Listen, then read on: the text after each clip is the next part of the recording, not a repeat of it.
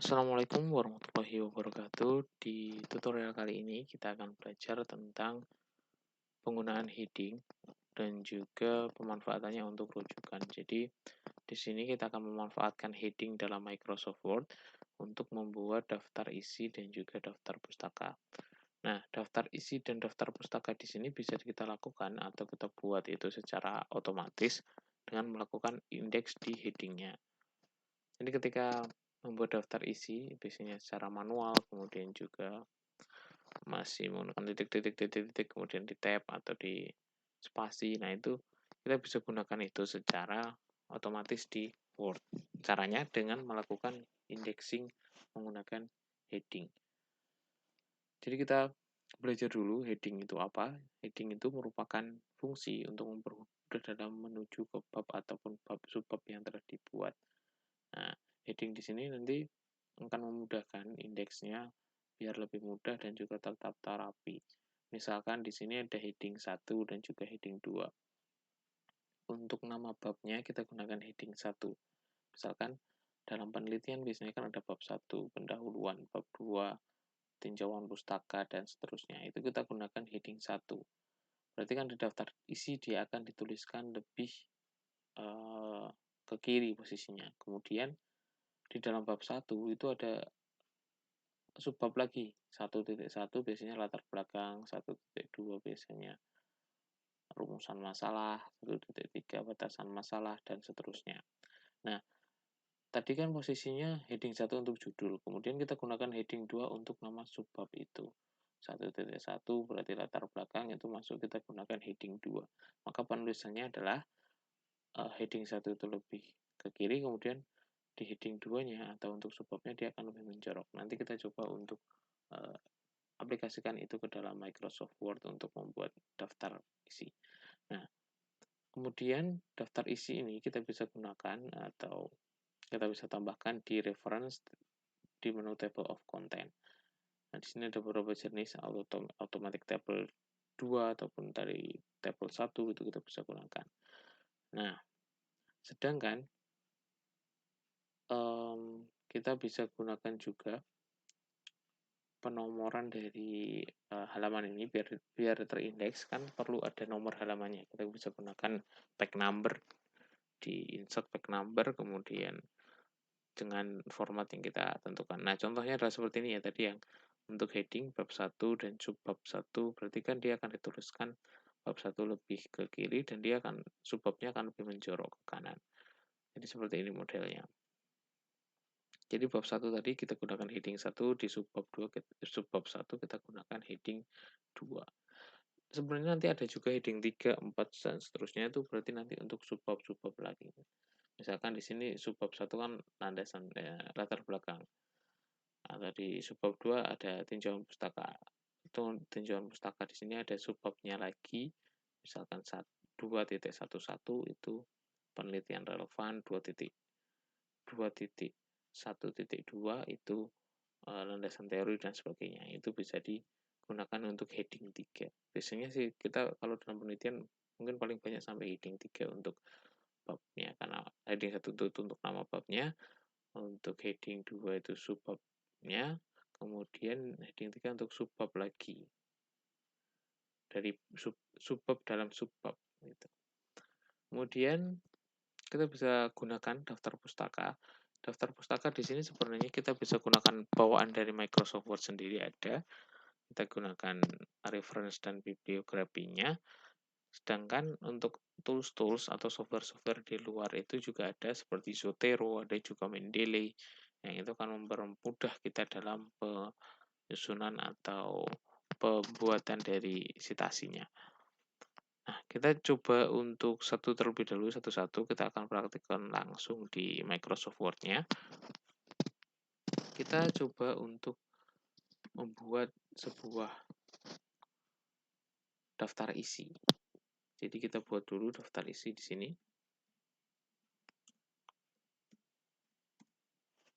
Sebelum itu kita masukkan dulu di sini. Kita insertkan dulu untuk halamannya. Jadi kita gunakan page number agar dia teridentifikasi atau terindeks ada nomornya.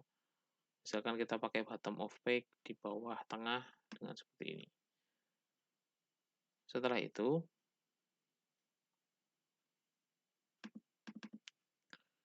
kita buat lagi di bawahnya. Halaman 2 ini, halaman ketiga kita isi dengan daftar pustaka. Oke, kita siapkan dulu. Nah, di daftar isi ini kita bisa insertkan. Misalkan di sini udah daftar isi ya. Kita gunakan, kita masuk ke reference. Di reference ini kita nanti bisa insertkan dari table of content-nya. Jadi kita pilih setelah di reference, kita pilih di sini table of content. Kemudian kita pilih dari automatic table 1 atau 2 itu sama. Misalkan kita pilih yang pertama. Nah, di sini masih kosong ya, no table of content entry found, karena kita belum melakukan indeks dari daftar isinya. Nah, caranya, misalkan di sini kita tambahkan, kita break aja ke halaman berikutnya. Nah, di sini kita berikan tadi, menggunakan heading tadi. Heading pertama kita anggap sebagai sebuah bab 1, atau untuk nama bab ya. Kita caranya, kan biasanya dari normal ya, seperti ini. Teman-teman arahkan ke style di sebelah kanan atas, kemudian pilih heading 1. Nah, kemudian dituliskan itu, bab 1. Nah, ketika seperti ini kan, dia akan mengindeks atau menuliskan sesuai dengan font bawaannya, defaultnya. Calibri like 16 dengan warna biru seperti ini. Kita bisa rubah itu, kita blok saja. Yang penting dia posisinya masih di indeksnya heading. Heading 1. Kemudian kita pilih, misalkan Time New Roman, sesuai aturan baku, di bold, dan di sini kita ganti hitam. Oke. Setelah itu,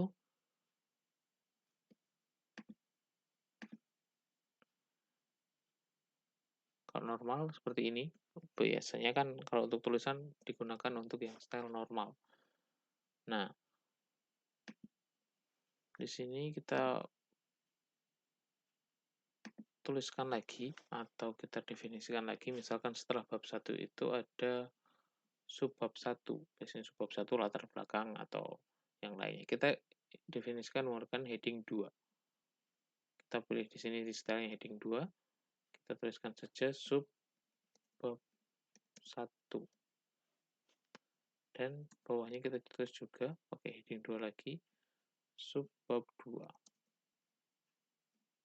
Ini sebagai penggambaran saja ya teman-teman, nanti namanya kan menggunakan nama subbab-subbabnya masing-masing. Nah, kita ganti lagi di sini, kita ganti hitam, kemudian bold, hitamnya Roman 12. Nah, kemudian kita buat lagi, dengan posisi normal kembali, di normal, kita buat nama bab yang baru. Misalkan di sini, heading 1 untuk nama bab ya, bab 2. Nah, kita buat lagi subbab 2, subbab 1 dari bab 2, dan subbab 2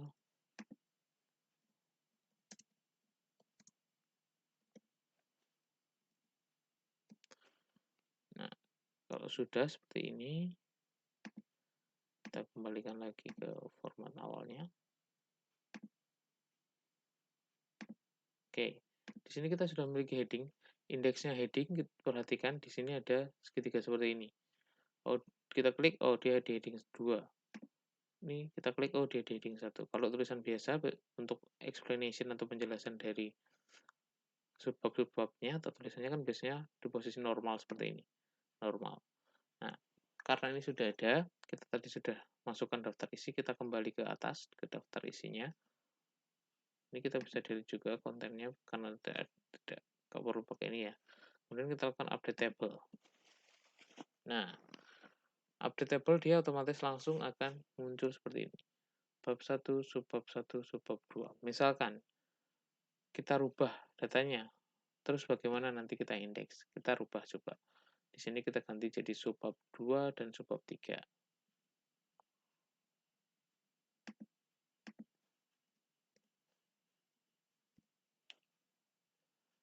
Apakah di sana akan berubah? Nah, di sini belum berubah karena kita perlu melakukan updating dari tabelnya. Caranya kita klik di sini update table, kemudian kalau ini untuk back number unlinked, hanya untuk item yang kita pilih, kalau entire table berarti semuanya. Kita pilih yang semuanya. Nah, dia akan berubah subbab 2 dan subbab 3. Jadi seperti ini untuk cara membuat daftar isi secara otomatis. Kemudian kita akan membuat daftar pustaka yang juga secara otomatis.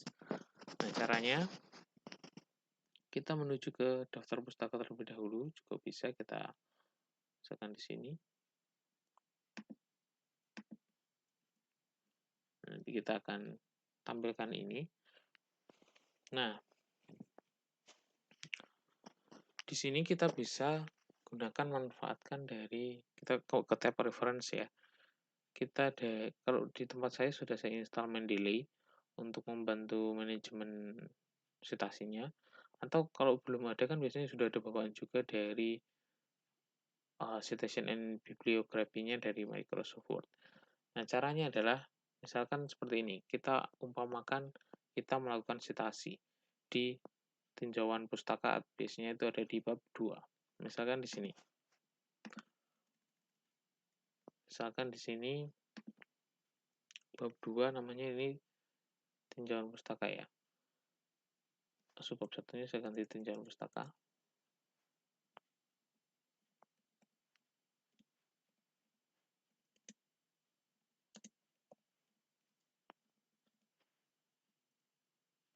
Kita rubah di atas juga nanti. Kita update dulu tabelnya. Nanti juga sudah langsung berubah sesuai dengan nama perubahannya.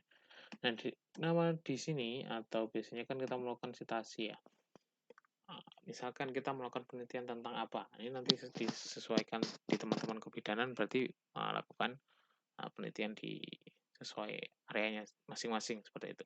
Misalkan kalau dari sisi saya di penelitian bidang komputer, misalkan ranahnya di penggalian data atau data mining, maka kita merujuk misalkan penelitian relevan dari siapa, penelitian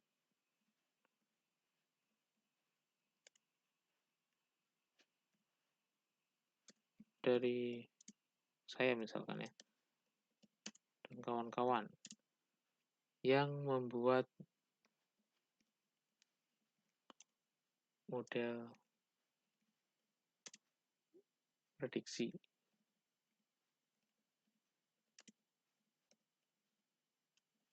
Misalkan menggunakan metode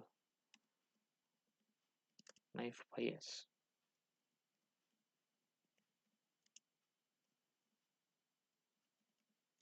Hasilnya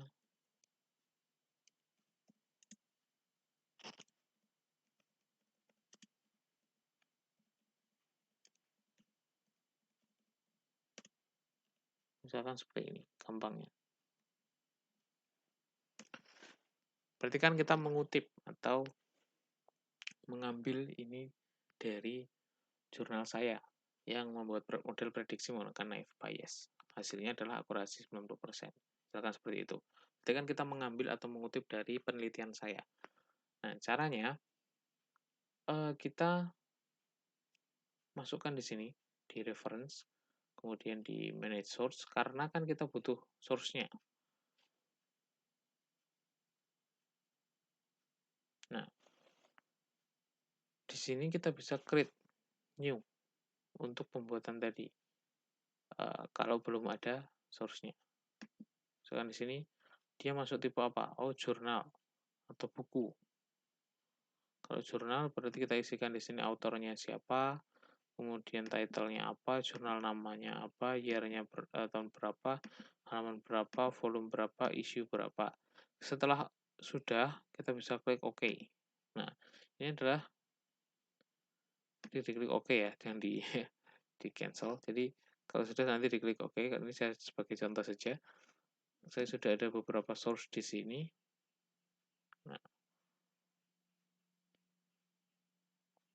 dan di sini ada beberapa buku dan juga penelitian yang sempat saya masukkan ketika coba saya gunakan untuk yang bawaan. Tapi biasanya saya lebih menggunakan yang Mendeley karena kita bisa drag and drop file PDF jurnalnya itu ke dalam Mendeley-nya.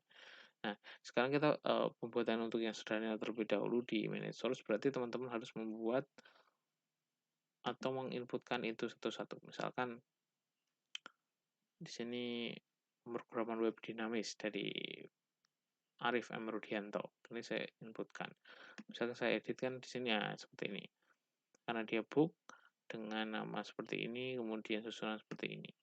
Nah, misalkan di sini tadi saya mau citasi, ini contoh aja saya citasi ke punya M. Rudianto tadi. Berarti saya lakukan insert citation.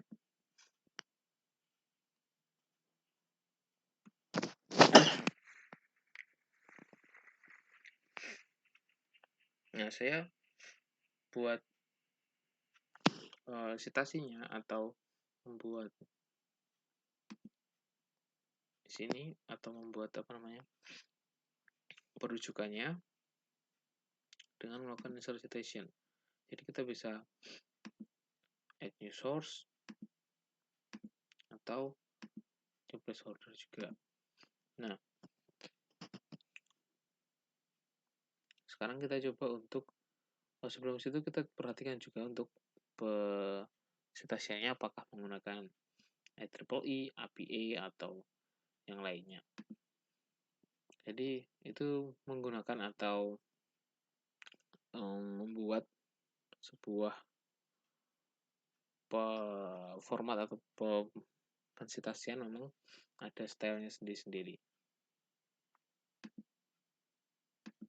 Oke, misalkan di sini kita akan coba ya untuk melakukan citasi menggunakan insert citation di bibliografinya.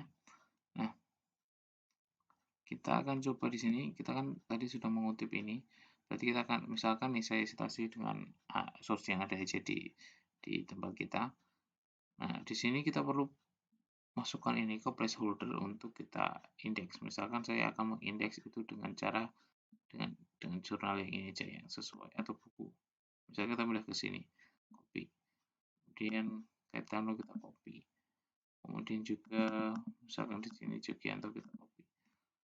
Oke, kalau ini sudah masuk di placeholder, kita close. Kemudian kita bisa citasikan di situ. Insert citation. Nah, di sini ada nama-nama jurnal atau buku referensi yang kita masukkan.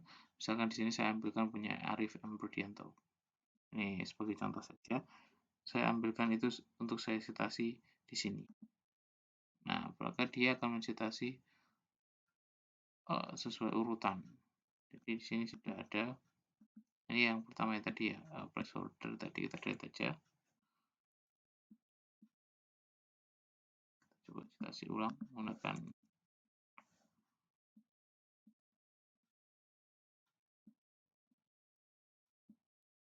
Nah, dia akan citasi yang pertama. Kalau dia menggunakan stylenya IEEE, kalau kita coba rubah stylenya, di sini kan APA. Kita citasi di sini, maka dia akan presentasinya modelnya seperti ini. Jadi nanti IPA, IEEE itu sesuai dengan penggunaan teman-teman seperti apa penulisannya. Nah, setelah mencitasi tersebut, kita coba untuk citasi yang kedua. Misalkan ini kita anggap penelitian yang berbeda ya, cara kita mencitasi. Misalkan dari ini akurasinya contohnya 80%. Kita citasi. Lagi contoh kita masukkan yang ini aja. Jadi dia adalah citasi yang kedua. Sudah sesuai dengan penulisannya. Jadi kita tidak perlu harusnya penulisannya nama dulu atau bagaimana penulisannya, itu sudah sesuai dengan stylenya yang ada. Kemudian untuk menampilkan di daftar pustaka, kita klik di sini, secara otomatis sudah langsung ya, karena tadi kita sudah menambahkan bibliografi. Kita coba ulang untuk menambahkan bibliografi. Caranya itu kita insert, misalkan di sini kita hapus saja.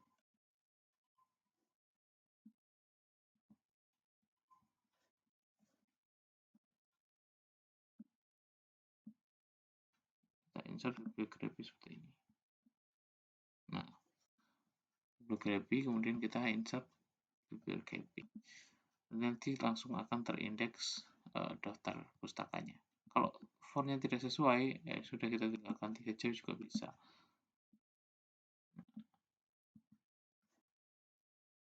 Oke, kurang lebih seperti itu ya untuk pembuatan daftar isi dan daftar pustaka. Sebenarnya tadi daftar isi tadi memanfaatkan heading, dan juga daftar pustaka kita bisa memanfaatkan di menu reference menggunakan citation and bibliography.